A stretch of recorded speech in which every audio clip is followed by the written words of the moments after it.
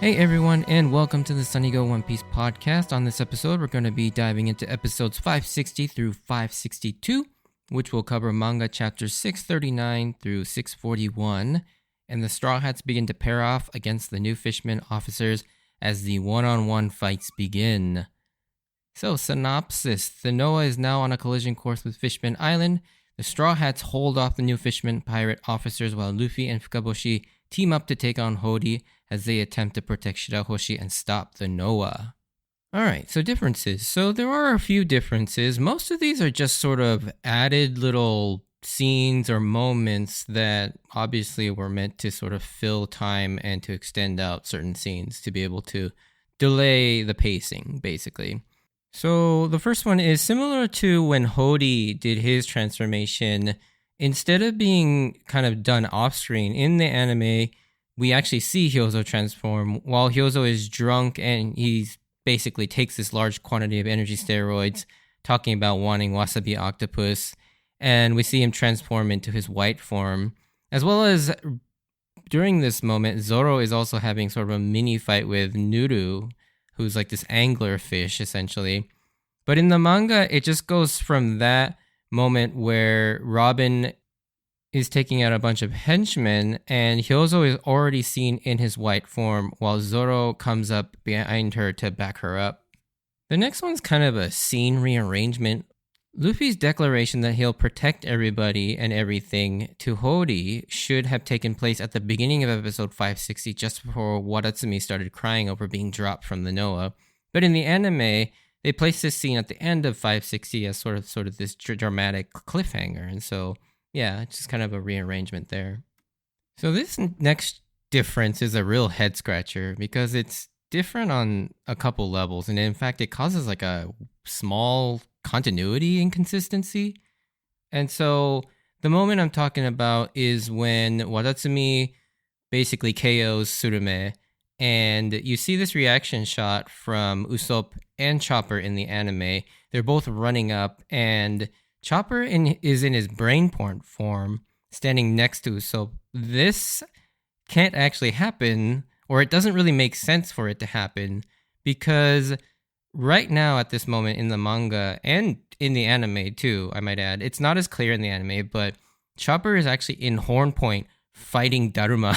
So it's like, what is he doing here? First off, not in Horn Point and also standing next to Usopp. But the manga actually, this isn't an issue in the manga because all you see is Usopp's reaction to Tsurume being knocked out. And so it's really strange why they added this. It doesn't really make any sense because even in the anime, the last time you see Chopper, he's in Horn Point, which is about two episodes prior. And then the very next episode, he's in Horn Point. So it's like, what is he doing here? And so, yeah, this weird change, it didn't even need to be made. I don't understand why they decided to add this. It seems like they forgot that Chopper wasn't supposed to be there. Another strange change that they made in the anime is when Nami does her attack, the Storm Cloud Rod. And so in the manga, Ikaros is standing near all of his men who are getting electrocuted, and the heat caused from this actually causes him to bend over backwards, as he kind of like shrivels up. But in the anime, for some reason, they make it so that he also gets shocked too. And you'd think because of his sort of body properties of being a squid, like if being near that heat is enough to make him like just bend over and in a lot of pain, you'd think being shocked would just basically fry him into like fried squid. And so I don't know, again, I don't understand why they made this change because it really doesn't add anything, nor does it extend any time out. It's literally done just to change things. Similarly, another change, and this one I can kind of see because the original way Dekken slips and hits his head and knocks himself out is a little ridiculous, although pretty on brand for Oda. So in the anime, instead of him just waking up and slipping for no reason, in the anime they depict him as having a huge axe, and him, as he's trying to throw it, the weight of the axe, and because he's so weak right now from his stab wound, that he just falls over and hits his head because of that. I don't have a problem with this, but the thing is like, one thing that I always thought about when I watched this scene is, where did this axe come from? it's not like Dekken has like this pocket dimension thing where he keeps these massive like axes that are almost like 50% larger than his body. And it's not like that would be here on the Noah. So where did this axe come from? That's my only issue with this change. And then there's a couple things where during the Hody fight where Luffy attempts to hit another Gomu Gomu no Snake Shot. In the manga, he only does it the first time, and there's no time where the second time where Hody learns from his mistakes supposedly and catches the Snake Shot. And similarly, in the manga, Fukaboshi only uses the Ultramarine against Hody that one time, but in the anime, he uses it like 3+ times to hit him, which it looks kind of ridiculous in the anime because he just keeps shooting these things in vain because it gets nowhere close. But in any case, those are all the changes that I noticed. So let's get on to the episodes themselves. So starting off, one thing that the Fishman Island arc does novel compared to the other arcs that no other arc has done thus far is create a scenario in which there are two factions of villains that turn on each other to create infighting between the lead antagonists. While this is a very interesting turn of events, unfortunately not much actually becomes of this, with Hody taking out Dekken pretty quickly in quite brutal fashion after having been impaled by a trident and having his leg bitten, and then slashed by his own axe and finally falling like 100 feet into ship debris. Of course, since this is Oda and One Piece we're talking about here, Dekken is probably still alive after all this somehow, and we do see him come back later. But yeah, back at the plaza, Wadatsumi is given an energy steroid by Zeo, and he roid rages out on Tsurume and one-hit KOs him, sadly. Then he turns his attention to Jinbei, and I love that as he's being attacked, Nami warns him by calling him Jinbei-chan, and it seems so casual and not a way that you'd refer to someone of Jinbei's stature and prestige, but it's really, I really like that. It seems... it seems like Nami has kind of already really connected with Jinbei, and the fact that she uses the chan suffix to call him is pretty funny. And like I've said, I honestly love how well Jinbei seemingly already fits into the dynamic of the Straw Hats.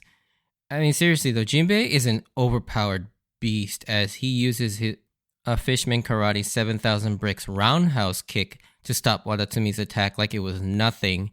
And something that did cross my mind while getting excited at the prospect of Jinbei joining the crew was that he could potentially make the crew too strong and overpowered. It would be like adding another member to the monster trio, and that made me wonder just how that would work in terms of the crew dynamic, especially since they're already beating up on the main villains of the arc like it's nothing, at the moment at least.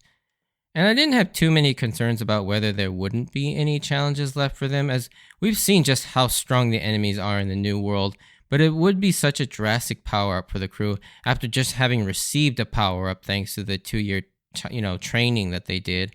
And I felt like maybe it's a bit too much, too fast, but that bridge can be dealt with, if that ever comes and Jinbei, if he does ever get to join. One thing about these moments in the manga that I really like how it handles it is, and it's pretty cool, is from this point on, each matchup is clearly defined with its own little title card. And this one sets up a tag team of Sanji and Jinbei versus Wadatsumi, which is an interesting pairing because of the fact that Sanji is the one crew member who's probably the least favorable towards Jinbei due to the pain his inaction caused Nami. So Oda quite deliberately, I feel like, made sure that they shared screen time together to kind of build up their bond a little bit. Now turning to Hyozo, the one officer that actually felt like a possible real threat, he's completely drunk mixing alcohol with pills, which cannot possibly be healthy because he's also talking about wanting to eat wasabi octopus, which does clear up that the fish people do eat other sea life, but the fact that the henchmen specifically say it'd be bad if he, as an octopus fishman, eats octopus. And this raises so many thoughts. Like, first off, this would mean that Hyozo has tried wasabi octopus already at some point and has a liking for it. And also, do fish people not normally eat sea life of the same type? Or are there certain species universally off limits? Like, there are so many things about the diet of fish people that raises a lot of questions because of this one quote. And of course, because all this is anime filler, It could be that this is completely irrelevant and this is something that Oda never intended, because this line is a filler line made up by Toei. This is not actually in the manga. So Oda kind of sidesteps this altogether. But the anime decides to introduce this weird sort of thought experiment. And like I mentioned, he also takes an excessive number of energy steroids and turns into his white form like Hody did and tries to attack Robin, to which Zoro, like usually, comes in to protect her. And this, of course, makes sense from the standpoint they're both swordsmen, but also Zoro has a habit of coming to Robin's aid fairly often, pretty much ever since the Skypiea arc when he came in to catch her after her being attacked by Enel's lightning in the ruins. And there are several other moments like him being the first to protect her from Aokiji on Long Ring Longland, and many more to come as well. And I don't think there's much to this, but there's a decent number of the fan base that wants to ship Zoro and Robin based on this pattern of him coming to her aid. And I think that, like many other pairings that Oda has established between the characters, Robin and Zoro's common pairing in combat is just another one of them. Also, from a character standpoint, we know that Zoro is certainly kind of old-fashioned when it comes to that old samurai warrior way of thinking that women need to be protected. And since he probably figures Nami has Sanji most of the time to protect her, Zoro would naturally end up aiding Robin more often than not. Episode 560 ends with the scene of Luffy boldly declaring to Hody that he will protect everything, and that's what the 2 years has been for. This statement is significant because, as I've discussed at length, is that all of the last half of the pre-time skip was Luffy trying hard to become strong enough to protect everything he loved and was important to him, but was ultimately unable to protect anything. But now, even after his failures, he's worked so hard to come back and feels confident enough to make the claim that this time has the strength to back it up, which is huge, and again shows another aspect of Luffy growing as a character. One thing that strikes me about episode 561 is its sudden shift in art style. It's like the director for this particular episode had a very distinct and simplistic style. It's not necessarily bad, and in fact, I rather like it, but it does look incredibly distinct, and almost jarring how different it is from the episode that comes before and after it. Like, you can really tell in the heads and faces. They just appear more rounded, with less depth, but because of that, the facial expressions are allowed to be more emotive because I imagine they need to spend less time on drawing those small details. And it's kind of the approach that they took on probably the greatest Spider-Man cartoon, Spectacular Spider-Man. If you've ever seen that, or if you haven't seen it, I highly recommend it. But that show had a very simplistic animation art style, but because of that simplicity, they were able to create these really great expressive visuals, whether it be in the faces or the action. Like, it felt really good. And I feel like the same approach was applied to this episode. And you see, one reason they went with this is because of how action-heavy this episode is, with all the Straw Hats beginning their battles with the new Fishman officers. And we get to see fun, unique pairings that we haven't seen much of, like Nami and Brook taking on Zeo and Icarus. And that moment where Brook comes in to help Nami by taking Icarus's life-sucking squid spears is pretty funny, as Brook and maybe Frankie are the two people who those things hilariously won't work on at all. And then, speaking of Frankie, the General Frankie just casually strolls up in the background and then just comes up and smacks Icarus across the face, setting up their Frankie versus Icarus fight. And during all this, Brook has accidentally stepped on Zeo, and he's been stepping on him this whole time as he's holding onto Nami's legs. And I don't know about you, but by this point, I'm not really feeling this gag of Zeo finding himself in these embarrassing or compromised moments and being kind of unwilling to admit it, all while trying to spin it like he was intentionally putting himself in those situations. I think the first couple times I found it a little funny, but by now it's just not really doing it for me. But this moment does set up the Brook versus Zeo fight, so I'll give it that. But it's just, man, I don't know. I got really tired of this joke, to be honest. The final two pairings we get are a fun callback to the Arabasta arc, like I mentioned a couple podcast episodes back, but Usopp even mentions it himself here, that he and Chopper are used to fighting people with mole-like abilities. And the fact that they're fighting not only Daruma, who's obviously analogous to Miss Merry Christmas, but they're also paired up with Dosun, who's this big guy that swings around a large blunt weapon, similar to how Mr. Four also swung around that big-ass bat. And this is, as both of these are a really fun callback to Arabasta. However, they get paired with the opposite officers than I initially expected, as Chopper gets paired up with Dosun and Usopp instead is pit up against Daruma. You'd think Chopper would fight Daruma as they both can, dig under the ground and whatnot, but it's the opposite here. It's here Chopper also debuts a new horn point attack called Kakho Elf, which translates to Horn Cannon 11. The elf is German for 11, and even in the manga, it's actually written as the number 11, with elf written in furigana, which is basically small hiragana that accompanies easier readings for like kanji and alternate readings for words that aren't obvious. And the 11, I would assume, is in reference to how Chopper's horns in Horn Point now kind of point straight up, and they look like the number 11. Also, I have to mention how a lot of Usopp's new attacks are basically weapons of mass destruction now. Like the skull bomb grass even lets off this small skull-shaped mushroom cloud. And when I say small, I mean relative to like an actual nuke, but this thing is still really big.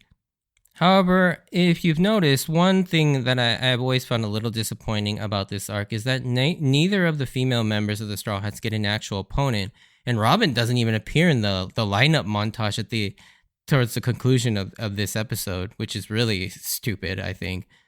Moving off the fights for just a quick second here, there's this small scene in between the conflict where we see the people of Fishman Island fearful of the future, and an older fishman saying to the children that all they can do is pray. And this is, of course, not the first time where a group of citizens are left to pray for their salvation while Luffy and the Straw Hats fight to protect their home. The most prominent example of this happening prior is Skypiea, but these moments in the context of the series takes on a different meaning, which I want to briefly talk about in the spoiler section due to recent developments, kind of recontextualizing all of this, but it is kind of an interesting pattern starting to develop. So definitely pay attention to that as you go through the series from here on out.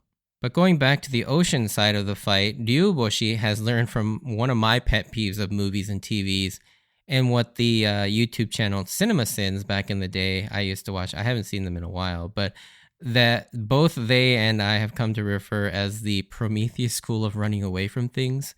Basically, it's the trope of running away from something large falling at the characters in a straight line in the path that it's falling in, instead of running to the side where they can easily get away from whatever's falling on them. And this is in reference to the famous scene from the movie Prometheus from the Alien franchise, where the main character and the villain from the movie towards the climax are trying to run away from a falling spaceship. But instead of running diagonally to the side, they just keep running in a straight line as the narrow part of the ship continues to fall on them. And it's like, it's the hook of the main trailer, so you can go and watch this moment in the trailer if you want to know what I'm talking about. But basically, you see Nomi Rapis and Charlize Theron's character basically running in a straight line as the ship is falling on them, when they could easily just run to the side out of the path of the thing that's falling. And it happens in like so many movies too. And once you notice it, you can't unsee it because it happens all the time. And so yeah, this is referring to the fact that Shirahoshi instead keeps swimming straight up above the island instead of off to the side, diverting Noah away, to which Ryuboshi tries to warn her, but Hody stops him. Luckily, she does eventually realize that she needs to swim to the side. However, in the most out of left field Oda fashion, he has Dekken basically slip and knock himself out trying to throw another giant axe at Hody, which, again, like I mentioned, where does he even get this axe from? But, I mean, even the way he originally drew it in the manga is kind of stupid too, because he just kind of slips and falls. But that causes the devil fruit power of the Matamoto fruit or the Mark fruit to disappear and cause the Noah to start crashing back down. It's always interesting seeing which powers effects can outlast their users. It's not always consistent, nor is there a clear pattern. And I know for the most part, it's whatever best suits the story, and I'm personally fine with that. But I know for some people, lore and power scaling consistency is a huge deal to them. So I kind of feel for them in this regard because it's never really clear. And Hody says that Dekken is dead, but we all know that he most likely isn't dead. In a mini flashback, we get Neptune telling his sons how Noah is an ancient ship that was entrusted to Fishman Island to fulfill a promise to a great man, but we don't know to whom or what that promise was. And I think given its age and significance, we all at the time immediately jumped to one or two thoughts, and that this had something to do with the ancient kingdom, and whoever entrusted this to them was probably from the ancient kingdom, The other thought that I know ran through many fans and my head was perhaps maybe Noah was an ancient weapon. Either this was in fact the battleship Pluton, or maybe the Noah was actually Poseidon instead, and Shirahoshi's powers are just a red herring, and that her powers are separate from the ancient weapons, and Poseidon is actually Noah.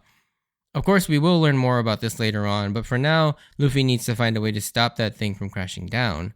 And something that Oda quite ingeniously did to keep this climax somewhat more interesting was Madame Charlie's prophecy. And I think without that, this third act would be immensely boring, to be honest, for me at least. I remember there were many thoughts floating in the back of my mind of different scenarios of how all this could have played out, where both the kingdom gets saved and the prophecy somehow becomes true.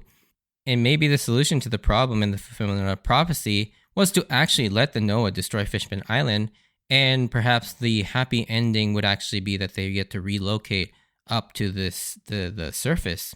I don't know if that would have been too quick or not at that point in the story. But yeah, things of that nature I remember were floating through my head the entire time this story element kind of came into the picture. It was actually decently fun kind of seeing how all of this would play out and actually get paid off.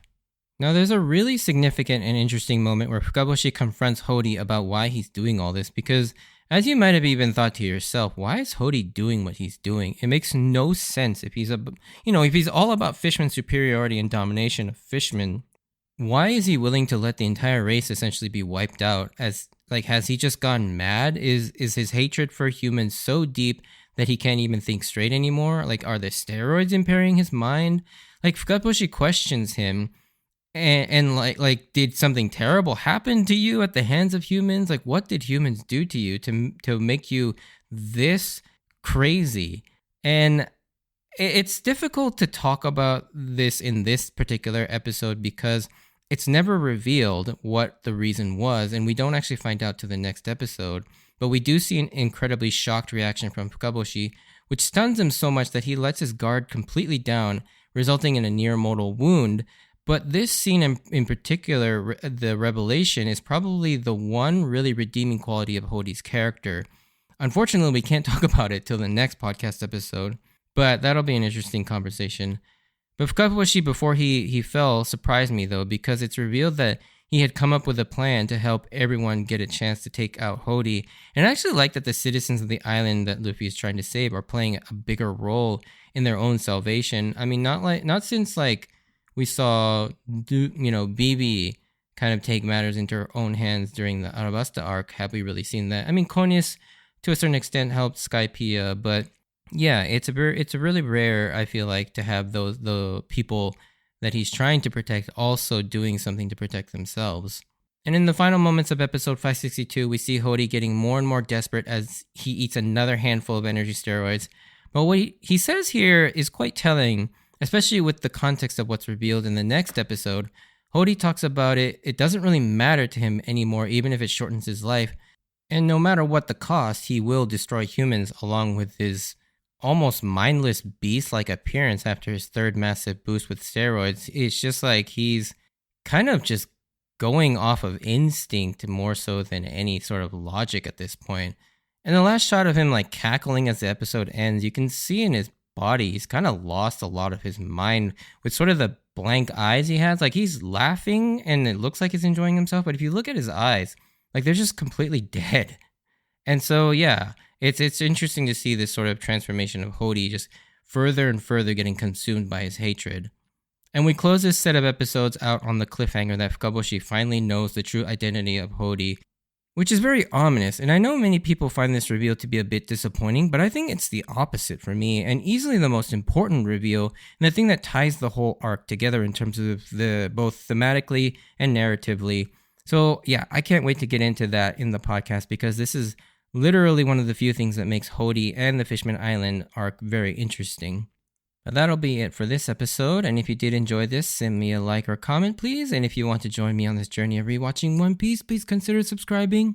Check out my Instagram and Twitter account, or X account, at SunnyGo Podcast for updates of when I post new episodes, and to see pictures of my manga collection. As always, I wanted to thank you for taking the time out to listen to my podcast. Just a mini spoiler section, just 2 points I kind of wanted to talk about. But if you're not interested in that, stay safe out there, and I hope to see you on the next episode. Bye!